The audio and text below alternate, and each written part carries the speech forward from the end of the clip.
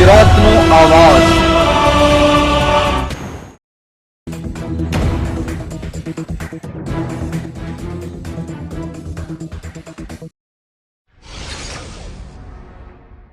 રાજકોટ જિલ્લાના ધોરાજી ઉપલેટા વિસ્તારમાં કોંગ્રેસના પૂર્વ ધારાસભ્ય અને રાજકોટ જિલ્લા કોંગ્રેસ પ્રમુખ લલિતભાઈ વસોયાએ મુખ્યમંત્રી ભૂપેન્દ્ર પટેલને વીજળી મુદ્દે પત્ર લખ્યો। સૌરાષ્ટ્રમાં અતિવૃષ્ટિ બાદ વરસાદે વિરામ લીધો છે, ત્યારે ખેડૂતોએ તેના ઊભા પાક કપાસ, મગફળી, સોયાબીન, એરંડા જેવા પાકોની પિયત દ્વારા ઊભા પાકને પાણી આપવાની જરૂરિયાત ઊભી થઈ છે।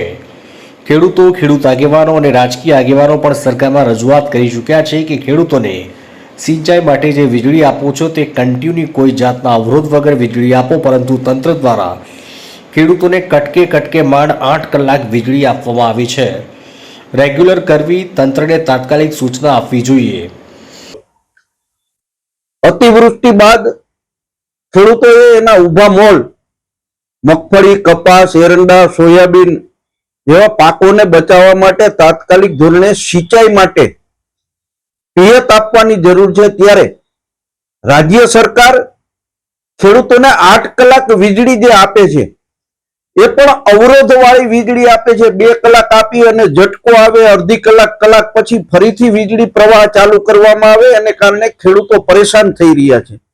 ત્યારે રાજ્ય સરકાર એ ઝેટકોને મેલ કરીને સૂચના આપી છે કે સૌરાષ્ટ્રના આ 10 તાલુકાઓની અંદર ખેડૂતોને 10 કલાક વીજળી આપવી। શું સૌરાષ્ટ્રના બીજા તાલુકાના ખેડૂતોને વીજળીની જરૂરિયાત નથી? શા માટે સૌરાષ્ટ્રના ચૂંટાયેલા ભારતીય જનતા પાર્ટીના ધારાસભ્ય, સંસદ સભ્ય ખેડૂતોના મુદ્દે સરકારને રજૂઆતો નથી કરતા? સરકારે જે નિર્ણય કર્યો છે એમાં રાજકોટ જિલ્લાના એક પણ તાલુકાને 10 કલાક વીજળી આપવાનો નિર્ણય કર્યો નથી। એ ખરેખર દુઃખની બાબત છે। આજે મેં ગુજરાતના મુખ્યમંત્રી શ્રીને પત્ર લખી ખેડૂતોને 8 કલાક રેગ્યુલર વીજળી આપી અને તાત્કાલિક ધોરણે આખા સૌરાષ્ટ્રની અંદર 10 કલાક વીજળી સમાનતાના ધોરણે આપવામાં આવે એવી રજૂઆત કરી છે। હાલ જે ભાજપના ધારાસભ્ય છે કે સાંસદ છે તો ચાલતું નથી એવું લાગે છે તમને?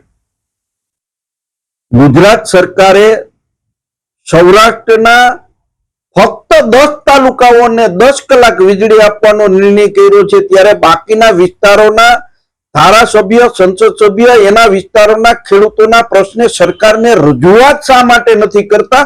આ એક મોટામાં મોટો પ્રશ્નાર્થ છે। શું જામનગર જિલ્લાની અંદર ફક્ત લાલપુર અને જામજોધપુરને 10 કલાક વીજળીની જરૂરિયાત છે? શું કાલાવડ, ધ્રોલજોડિયા, જામનગર ગ્રામ્ય કે રાજકોટ જિલ્લાના તમામ તાલુકાઓના ખેડૂતોને શું 10 કલાક વીજળીની જરૂરિયાત નથી? ખેડૂતોએ પિયત આપવાનું છે અને પિયત જો સમયસર આપશે તો ખેડૂતોનો પાક બચી શકશે અને સરકારે તાત્કાલિક ધોરણે આ અંગે નિર્ણય કરવો પડે। ત્યારે ખેડૂતોને રેગ્યુલર 8 કલાક વીજળી તમે આપતા નથી અને એમાં પણ સૌરાષ્ટ્રના 10 થી 12 તાલુકાઓને 10 કલાક વીજળી આપવાની સરકાર દ્વારા જાહેરાત કરી, પણ ખેડૂતોની મશ્કરી કરી રહ્યા છો।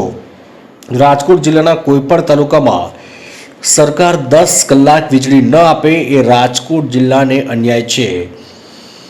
ત્યારે સમગ્ર રાજકોટ જિલ્લાના ખેડૂતોને 8 કલાકને બદલે 10 કલાક વીજળી આપવી જોઈએ। ઉપલેટાથી અમારા પ્રતિનિધિનો રિપોર્ટ।